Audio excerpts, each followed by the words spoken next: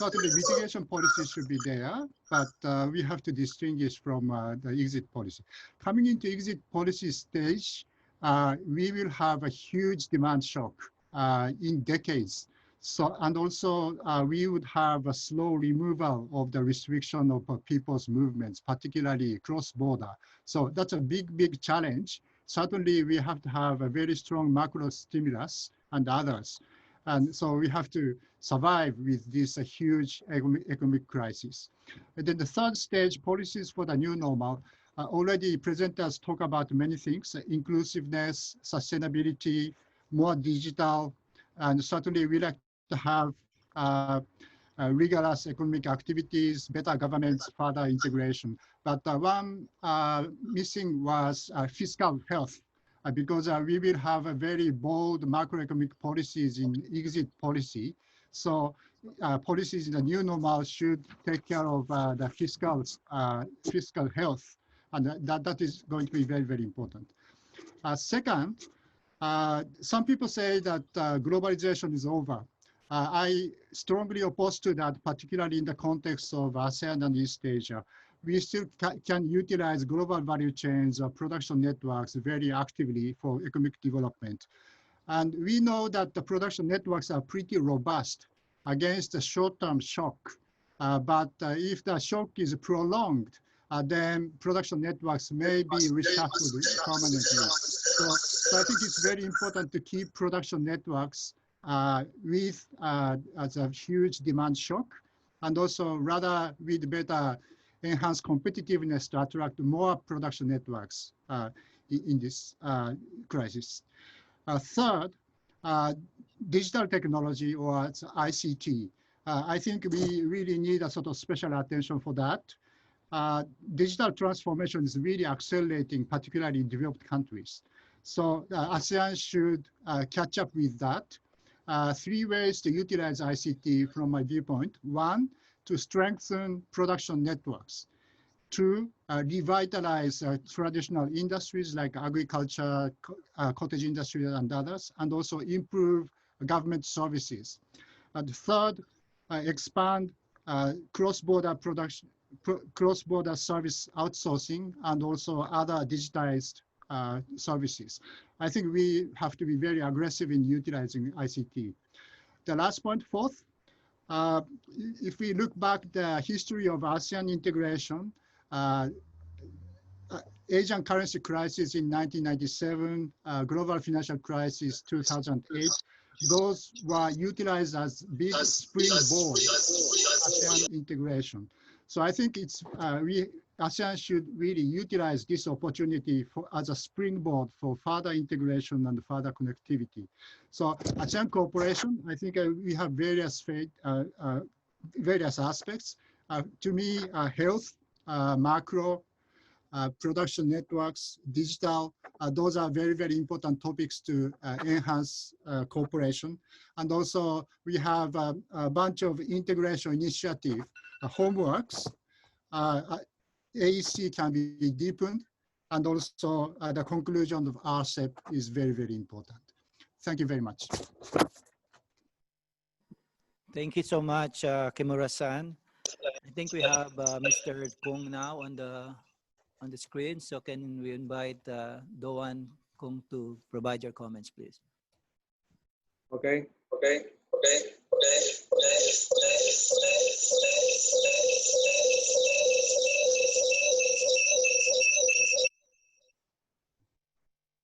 Your Excellency, Dr. Jokhoi, Secretary General of ASEAN.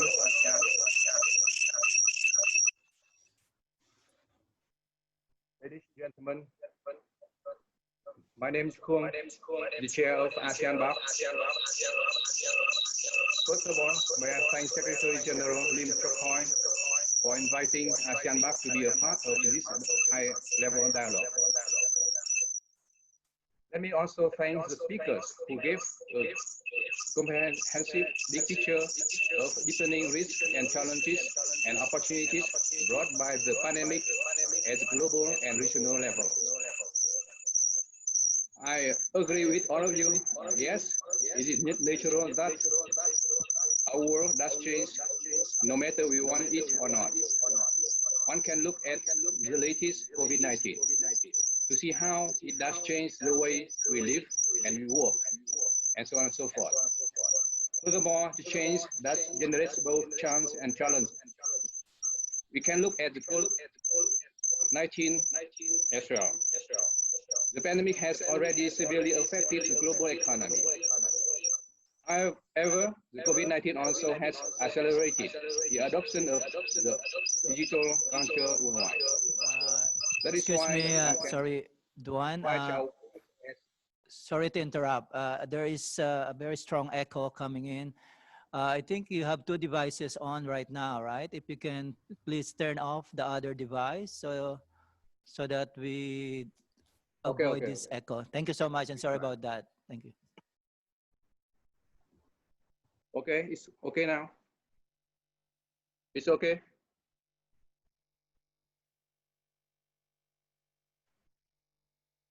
Okay, I agree with you that it's natural that our world does change, no matter we want it or not. One can look at the latest COVID-19, how it does change the way we live and we work. Furthermore, the change does generate both chance and challenge. We can look at the COVID-19 as well. The pandemic has already severely affected the global economy. On the other hand, COVID-19 also has accelerated the adoption of digital culture worldwide. That's why one can describe our world as triple C world, the world with three words starting by the letter C: change, chance, and challenge. So, ladies and gentlemen, our number one recommendation as the ASEAN Back Advisory Council, the body representing the ASEAN business community, is that it is immediate establishment of special high-level commission. This special commission must be mandated by the leaders to make sweeping and far-reaching recommendations for immediate action, and once for all deliver the ambitions of four pillars AEC, for prosperity of AEC. So I'm also pleased to report that ASEAN BAC has already submitted to the ASEAN leaders a package of recommendation entitled Pathway to Recovery and Hope for ASEAN. It is blueprint for immediate regional action to bring back trust and confidence in the way we do our business as we reopen our economies and inputs for the sustainable and inclusive recovery plan. So it is our blueprint, is the book we also have submitted to ASEAN leaders. So you can see on the screen. So hopefully Your Excellency, Secretary General and also Deputy Secretary General of ASEAN, you have received this print copy. So it's the comprehensive package of our recommendation, talking about how we can deal with the pandemic 19 and also how we can reopen our economy and how we can make our faster action so that we can respond effectively and efficiently to pandemic and also recover our economy. So we stand united with ASEAN in these most trying times and are prepared to engage to help get us out of this pandemic and move towards recovery sooner. We therefore ask from the Vietnam chairmanship and the rest of ASEAN leaders the strong and resolute leadership that transform demands. We do not just make recommendations, ladies and gentlemen. We offer to help prioritize them and to draw up urgent implementation plans. And the ASEAN leaders at the 36th summit underlined the crucial involvement of the private sector in the post-pandemic economic recovery. That's why ASEAN BAC has proposed a setting up of special business advisory board to engage with the ASEAN high-level special commission. So ladies and gentlemen, we strongly recommend that in ASEAN, we should establish a kind of special body we call special high-level commission in ASEAN. And our private sector, we are ready to cooperate with the ASEAN, also with the esteemed high-level commission of ASEAN to set up ASEAN high-level business council to cooperate with you. And I think that in the world and in the region with triple C, with change, with chance, with challenge, I think cooperation is the key. So I think that the cooperation between the private and public sector is the key for ASEAN to move forward, to overcome the challenge and also capitalize on the opportunities coming to us so that we can overcome the pandemic. Also, we can open, also respond to the pandemic effectively and efficiently. And I think that cooperation is the key. So ASEAN BAC, we are ready to cooperate with all of you within ASEAN, also outside ASEAN, so that we can have very good plan and also very good cooperation. I think that is a very good platform for us to move towards ASEAN more cohesive and more responsive in the time to come as the main theme of ASEAN 2020 in Vietnam this year. And thank you, and I wish the meeting a success and looking towards to cooperate with you to move the PPP cooperation forward. Thank you very much. Okay, thank you so much, Doan. Yes, we did receive that report. Thank you for that comprehensive report. Now I think we're ready for the Q&A. We already heard all the 4 presentations as well as the commentaries from the 3 discussants.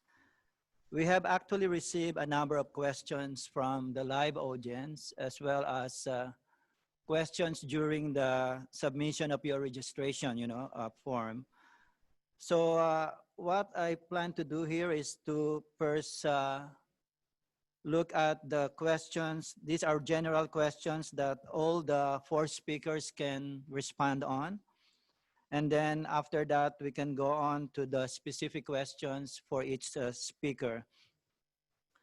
The first question is on digitalization or digital transformation. I think this is something that was also mentioned by all 4 speakers during their presentation. Someone from Vietnam, participant from Vietnam, asked the following: what do you think should be the focus of ASEAN in terms of our work on regional transformation to be able to make sure that digital transformation or digitalization creates the most impact to the region? And as a follow-up to that, there's also this question on what do you think is what is your view about deploying 5G technology to support the post-pandemic recovery? So there's 2 parts to the question. One is, where do you think ASEAN should focus on in terms of digital transformation? And secondly, we would also want to hear your views on this 5G technology that is currently being deployed in some countries. If I can, I don't know who's ready to take that question.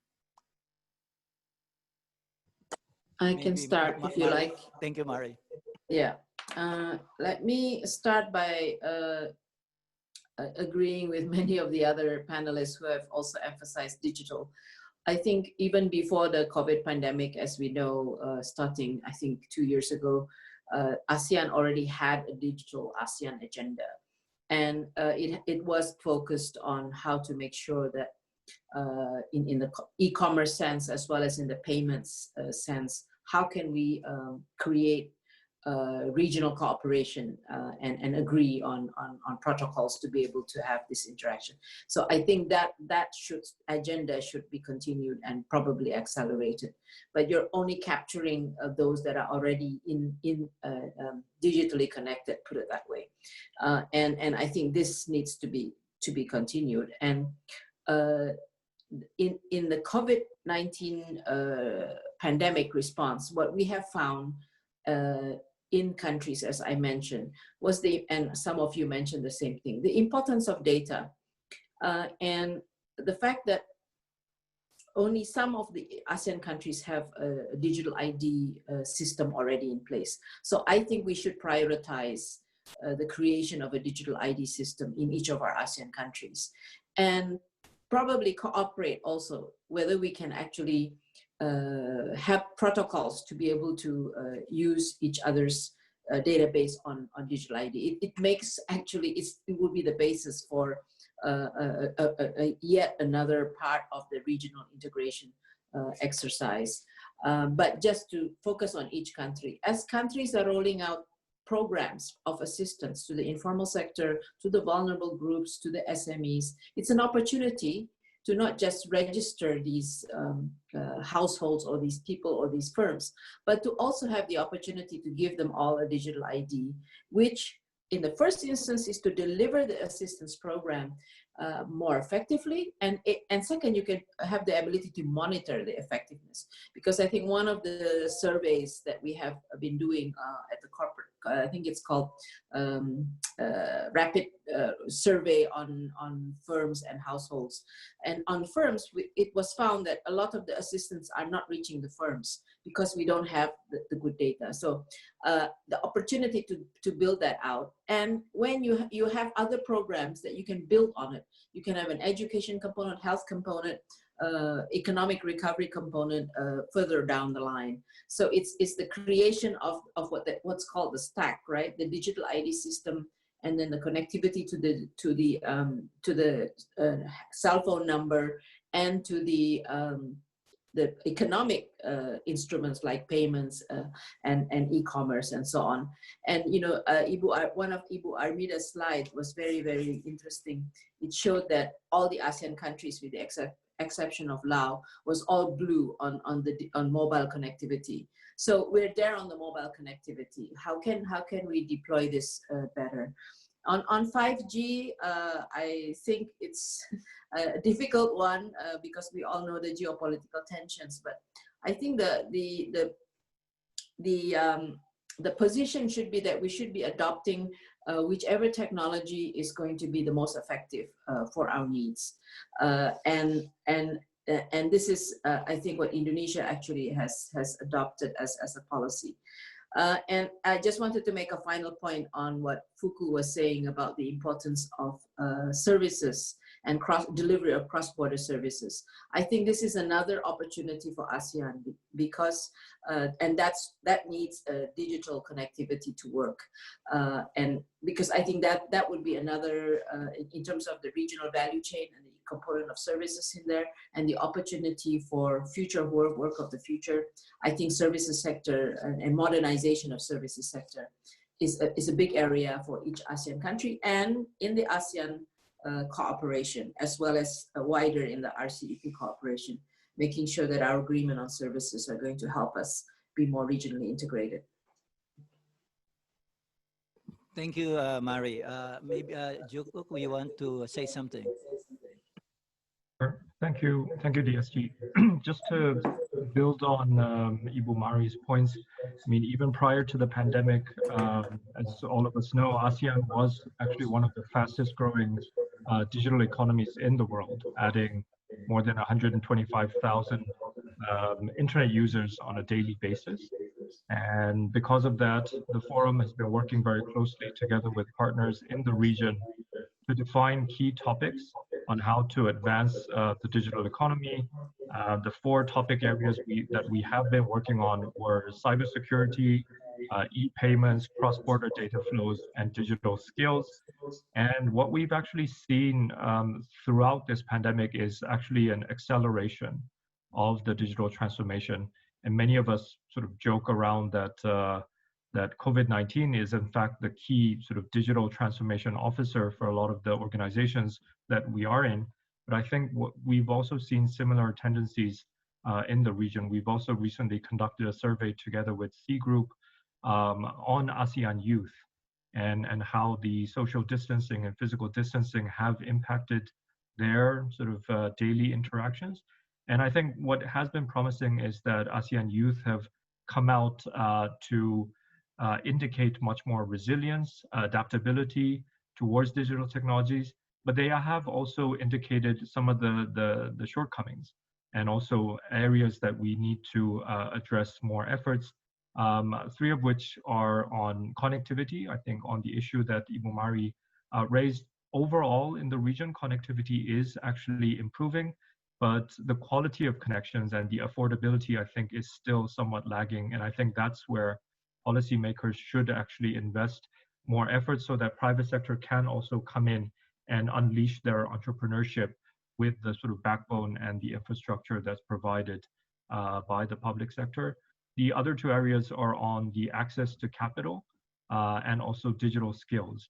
Access to capital, I think, is especially more important towards informal sectors, gig economy workers, and also as the ASEAN youth adapt towards this kind of new normal and working from a distance, that they need to be financed adequately, especially those that have less of an access towards the sort of formal banking sector. And last but not least is the important thing to keep in mind is the need to bridge the digital skills gap.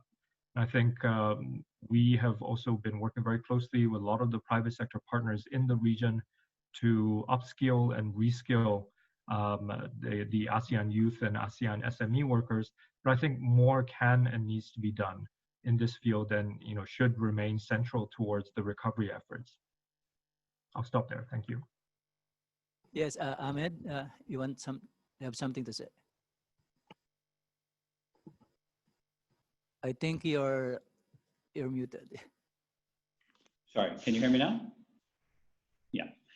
So yeah, I'll just try to quickly say, first of all, I completely agree with the comments made by the other panelists, but I also think that the digital divide it's a space which is an important illustration of how complex these subjects sometimes are, and how nuanced the interplay between public and private sector at times need to be.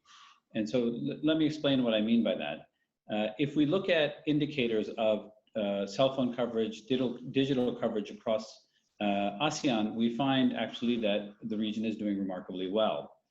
But if we peel back behind that and we ask the question, who actually has access to significant quantities of high-speed data, we realize that 90% of cell phone base stations across ASEAN do not have fiber backhaul. So even if you've got a 5G link to your base station, the pipe from that base station back to the internet is quite small. And the reason for that is quite simple. Telcos make 90% of their revenue from 10% of their customers. And so fiber deployment is primarily concentrated in urban clusters. And so I only point this out to say that the task of overcoming the digital divide across the region is an immensely important one. But it is also a complicated one. And we need to find the tools and instruments that both motivate the private sector to do what's needed to provide what will at times be a public good in the near term, not necessarily a private good, one that people are able to pay for, but that's absolutely critical to empowering people, to letting them achieve their potential, but also allowing them to address things like their health, like their education, because none of those things will be possible unless everybody has access to high quantities of high-speed data. Thank you. Thank you. The next question here is something to do with green recovery. Someone from Thailand sent this question.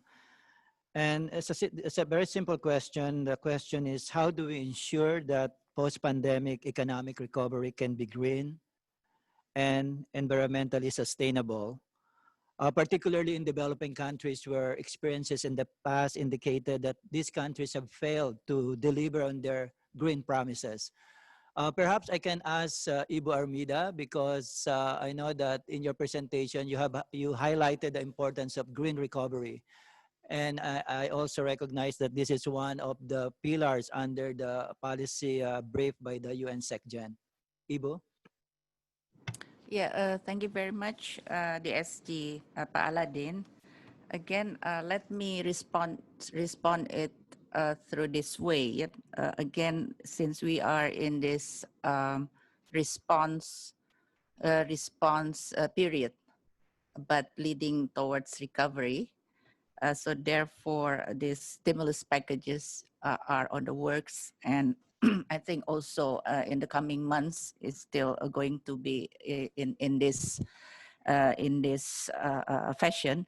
So therefore, one immediate opportunity to also direct the recovery towards a more greener recovery is how to scale up or scaling up the opportunity for low carbon development through these various stimulus packages. So just to name a few, again, I quote from UN Secretary General's policy brief. For example, for energy and electricity, start to scale up, also prioritize investment in renewable energy projects. It's already there, but how we push that further. Investment in grid infrastructure to strengthen smart grid management technology. And then the issue, the long-standing issue for several countries still, but other countries have transitioned successfully, the fiscal reform on fossil fuel subsidies. And then on the land transport mobility, the multimodal that I mentioned to you earlier for logistics and so on, and also the investment in smart and zero emission public transport, financial incentive for zero emission vehicles, aviation industry. Of course, aviation industry is not working now, the airlines and so on, but longer term, conditional support for aviation industry to adopt energy efficiency, incentivize use of rail to replace short haul flights, and in the area of industry, support the uptake of energy efficiency measures. Industry use a lot of energy, and then also in buildings, retrofit buildings and so on. So these are the examples, the more immediate that you can, utilize the various stimulus packages that ongoing or is still will be there for the immediate future. Over. Okay, thank you so much, Ibu Armida. Can I come in on this? Yeah, please, just Mari. very briefly? Yeah, please. Yeah, I think what we should do is promote green finance and insert green or climate change targets in the national development plans. Actually, I was quite involved in Indonesia when we were developing this low carbon development initiative. And the idea is that you build in the systems in your economy, whether it's the energy, transport, agriculture, land use, and forest, in the case of Indonesia, forest fire, forest use, peatland, and so on. And you build a model which actually integrates these into the system so that you can project how the growth should happen and how to achieve growth as well as lower CO2 emissions. If you build in the energy transition into the model, then you will see that you will still have the energy to grow, to have the growth, but you will have a lower CO2 emission, for instance. But it requires you to change your energy policies. And that's why the reform, the crisis in a sense provides this opportunity, because you are going to be trying to grow back better. So the financing of infrastructure can be, as Ibu Armida has shown, can be used to build infrastructure which is going to provide stimulus, create jobs, but also lower CO2 emission. So I think that's one of the ways that you can, if you integrate it into your national planning. And in some countries, Indonesia has done this also, what they call green tagging the budget. And financing, so it comes from the financing side as well. And I think Ibu Armida in her presentation mentioned something about subsidies. I think reform of subsidies, whether it's agriculture or whether it's fossil fuel, can also help create the fiscal space, if you like, for the building of the infrastructure and for your social assistance program and for other programs, and at the same time also reduce the CO2 emission. So I think these are just some of the ways that we could ensure that in the recovery we can also achieve. I'm gonna be what is it? I always repeat this. It's not just green recovery. For Indonesia, it's green and blue recovery. So let's not forget the oceans. There are a lot of issues that, like marine plastic. And by the way, that's an ASEAN initiative, if I'm not mistaken. Vietnam also has an initiative on plastics. So that's another aspect that we need that we can also have ASEAN cooperation. Okay, thank you so much, Mari. I think you brought in the very important aspect of financing. I think that becomes very critical now, and fiscal support also become also very challenging. I think Ahmed, you want to add something? Yeah, I thought I'd just add a note on, the crisis is obviously a unique and unexpected one, and it highlights, certain areas. And one area that I think will be an opportunity really because of the crisis, although it was an area of focus before, is the opportunity to really rethink urban mobility. And, how do we make it easier for people to use more energy efficient forms of transport? How do we make it easier for people to use non-motorized transport? Public transport is clearly difficult at this moment, but how do we make investments in public transport? I think clearly sustainable infrastructure is and has been and remains a very important priority. We had mentioned the ACGF as one particular vehicle that we're using to try to catalyze that. But in addition to this very important focus on infrastructure, I think that there are some other areas that we could also accelerate, focus on, simply because the crisis is uniquely highlighting them, and perhaps will help us build momentum and consensus around acting in these spaces. Thank you. Thank you so much, Ahmed. Now, if we can move on to other questions, more specific questions to the speakers. Sorry, I think we exceeded the time, but if I think we can have 10 more minutes for the Q&A. There's one question from the Philippines for Ibu Mari. And this, Ibu Mari, is about social protection, particularly the issue of how to maximize resources to finance social protection as part of this recovery framework. And then also related to that, to Ibu Armida, let me try to lump up the questions together. For Ibu Armida, the question is about unemployment, particularly on what strategies ASEAN should be adapting or implementing to address this very important issue of unemployment. And there's also a question about future pandemic preparedness. This question is asked by someone from Myanmar. And the question is also directed to Ibu Armida and Ibu Mari on what the region should do in terms of preparing the region in dealing with the future pandemics. So there's two questions that hopefully you can reply on. Thank you. On social assistance, I think the World Bank actually has a lot of experience through the, I guess the last 2 decades on delivering social assistance programs in different countries and under different circumstances, including in crisis situation. So we have actually, kind of brought together all our knowledge, and even now as we are rolling it out and helping countries in many instances, we continue to learn. And I think that the basic learning this time around is that, in the past, we always used to talk about how you must make the social assistance program targeted.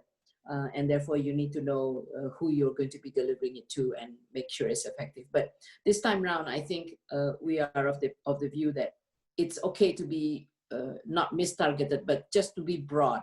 So I think a lot of the programs that we are supporting and that countries are doing, it should be it's broad, and what you need is to expand, scale up, either in the amount or in the groups that you are reaching to, because this is such a widespread crisis that it is not just the poor that's being hit, it's the near poor, and then those who fall poor, and then the informal sector.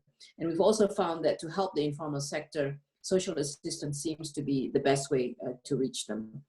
And second is that, as I said earlier, it's more in the urban area rather than in the rural area. So we have a new learning now how to deliver in the urban areas. And there are many examples of how to do better in the urban areas. It's different, very different urban and rural areas. And third is again the data and the digital. To the extent you can, you have digital systems for identification and delivery, the better you can do. And the final thing I would say is that we also have been, the World Bank has done a lot of work on community-driven development. This time, we've also now brought in together with the community-driven development. So, it's kind of a whole of society approach. What governments can do is all these social assistance program that we all know about, cash transfer, cash for work. These are all the typical programs that governments can roll out. But it turns out that there are many communities that you can't reach, marginal communities or remote communities. So community-driven development can be a very good complement to delivery of social assistance. And we've actually done some programs, including in ASEAN. I know that we are doing something in the Philippines, I think in Indonesia as well as in Philippines. I don't know about the other countries, where we've used existing community-driven development networks, which had been participants of, or some of them were actually built out by the World Bank, to deliver to the communities that you cannot reach. And the advantage of community-driven development are many. It is about the communication, it is about the trust, it is about the confidence and behavior change. They actually are very effective and very powerful in the way they can help the government to introduce all the protocols and the behavioral changes that are happening. I'll give you an example of Bali, where the what would you call